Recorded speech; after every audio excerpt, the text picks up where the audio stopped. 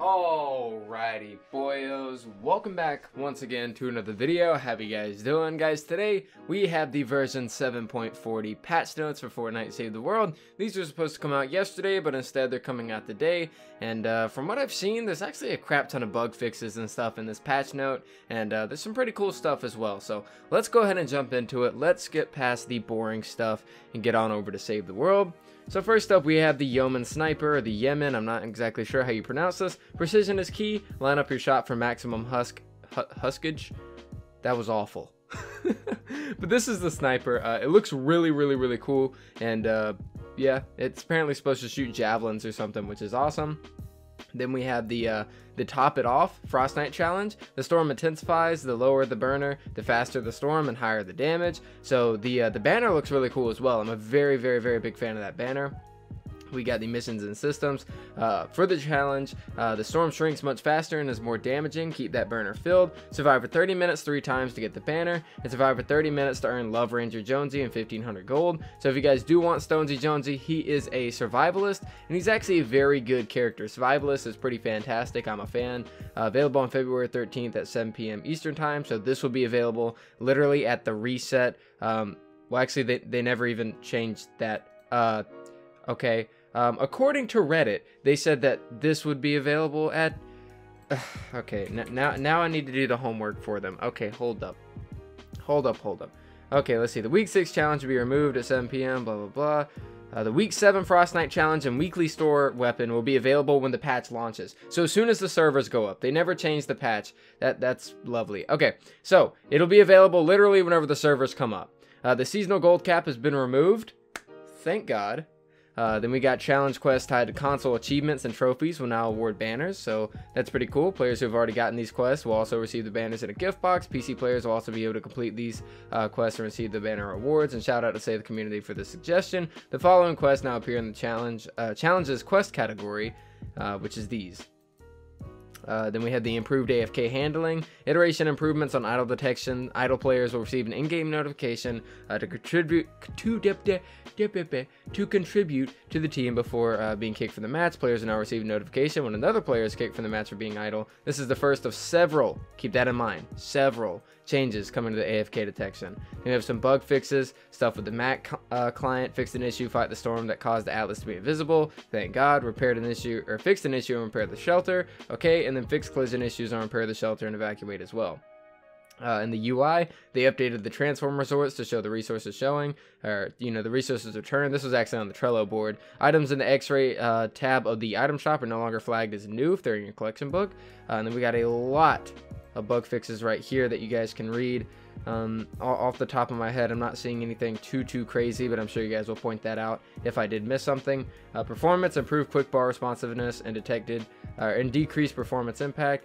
Fixed an issue that didn't allow ninjas to build while Manta sleeping. Thank you. Hopefully this includes reloading, because reloading was also an issue. The new Yeoman Sniper will be available in the weekly store. A powerful sniper that fires high velocity piercing arrows that deal very high damage and impact. Can only be fired once before reloading, and available at yet again as soon as the patch launches. Then we got bug fixes. You know, candy health pickups spawn from alterations. Candy corn and gumdrops will no longer make the pickup sound when they despawn without being collected. Bulk crafting in a zone. Well, when in a zone now awards crafting score based on it. Fixed an issue that prevented schematics. Blah blah blah blah blah blah blah blah blah blah blah blah. Those are the bug fixes. I don't want to go over every single one of them, but I'm sure there's some pretty good ones in there. Oh yeah, I see one right here. Fixed an issue that caused dupe protection to not work in X-ray llamas. That's very nice. So yeah, gameplay, it is now possible to place floor traps and wall traps without first needing to build a floor building piece. You can do this by opening the trap menu, selecting a floor trap. If there's a valid spot to place the floor trap, a floor building piece will automatically be built for you with the trap. Oh, so if there's a valid spot to place the trap, a floor building piece will automatically be built for you with the trap. That is really cool. I'm a fan of that. Okay, we got more bug fixes right here. So that's all really cool. Right here we have Flinger Behavior has been updated. No longer uses range attacks against players, only uses their melees against players at very close range. May take a few steps to swat players away, then return to using ranged attacks. Use their roar before throwing less often. Melee damage against walls has now been increased. Ranged attack damage increased to max the lobber. Throwing and melee animations have been sped up. Enemies thrown by the Flinger will no longer fall out of the sky when they're damaged. Huh. Wow, that's actually been in the game since the beginning. Remove ranged weapon resistance from the Flinger and increased health. So that means that you'll be able to shoot Flingers now, instead of just using melee weapons. So that's actually pretty cool. And the poison lobber projectiles do environmental damage on impact again. This will allow them to get to players and challenge them more easily.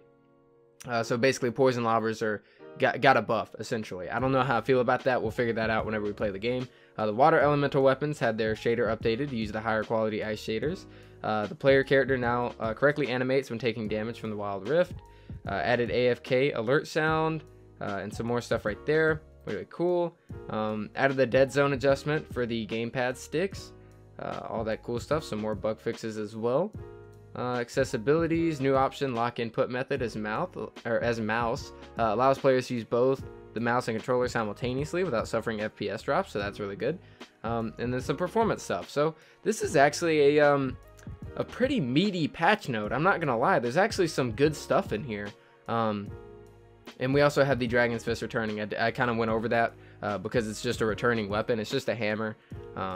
Nothing too special about that. But yeah, so this is actually pretty good. So we got the Yeoman Sniper. We got a new challenge. Love Ranger Jonesy's coming back for people. No more gold cap. We got a crap ton of bug fixes. Flingers are fixed into a certain way. AFK is being dealt with.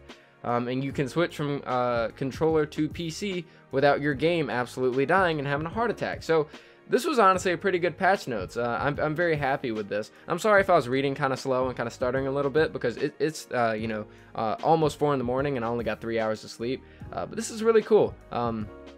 I'm a very big fan of this, so let me know what you guys think down in the comments down below. Version 7.40 patch notes, these are actually pretty impressive. I'm a very big fan of this, and I want to know what you guys think in the comments down below. I'll be having a video on the Yeoman out, hopefully later today, so that I can get that to you guys as well. But yeah, that's pretty much it for me, guys. Thank you guys so much for watching, and I do want to hear your opinions in the comments down below. And that's it for me, so thank you for watching, and I'll see you guys next time.